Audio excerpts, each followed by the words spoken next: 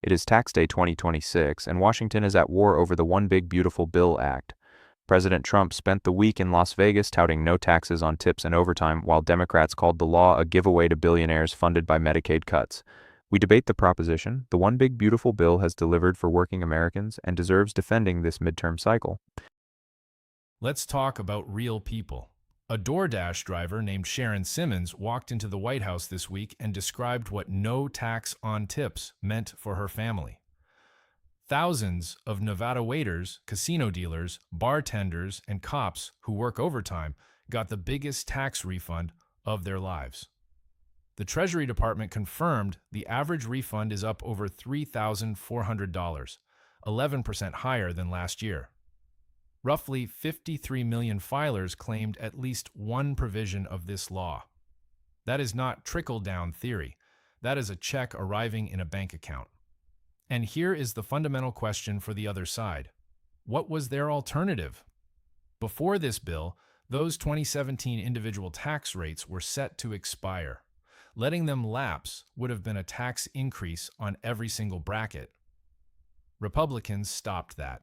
We extended those rates permanently. We raised the child tax credit. We created a deduction for car loan interest that helps the working class family buying a used truck. Democrats want to talk about Medicaid cuts. What they call cuts are work requirements for able-bodied adults. 62% of Americans support that. They are not cuts. They are accountability. The people who need Medicaid most, seniors, children, the disabled, they are protected.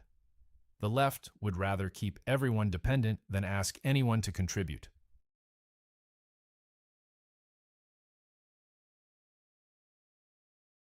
My opponent says the DoorDash driver's refund proves the bill works. Fine. But the IRS data also shows the average increase is about $346. The White House projected $700 to $1,000. That gap matters. And that same tipped worker in Las Vegas is paying $5 a gallon for gas, up 28% in a year. Stanford economists calculated that war-driven fuel prices are costing the average household $857 more annually. What the tax cuts give with one hand, the pump takes away with both. The math does not close, and real families are feeling it at the register every single week. Here is what the right does not want to discuss this week. The Congressional Budget Office is not a Democratic operative. It projected this law will add $4.5 trillion to the national debt over the next decade. It projected 11.8 million people losing health insurance by 2034. The Committee for a Responsible Federal Budget puts the debt figure even higher at $4.7 trillion. And the tax benefits themselves are deeply skewed. CBO and the Joint Committee on Taxation found the top 10% of earners will see $14,700 more per household annually. The richest 1% get over $50,000 per year.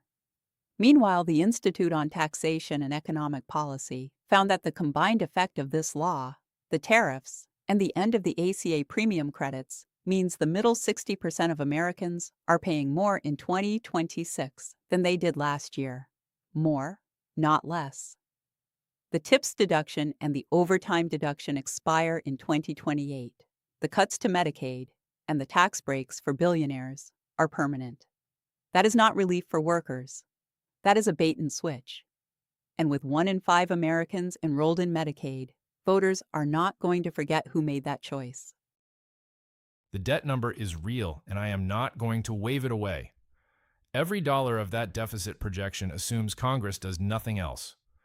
It also assumes you preferred the 2017 rates expiring, which was itself a $4 trillion tax increase sitting on a timer. You stopped a tax hike. Call that a cost if you want. On Medicaid, the CBO projects losses a decade out under worst-case assumptions. Work requirements kick in after the midterms. The politics of phantom future pain do not erase the concrete refund check a bartender held in her hand this April. The right argues real workers received real refunds under the One Big Beautiful Bill. The left says those gains are temporary, dwarfed by debt, and paid for by stripping health coverage from millions. the sharpest divide, whether the Medicaid trade-off is accountability or cruelty.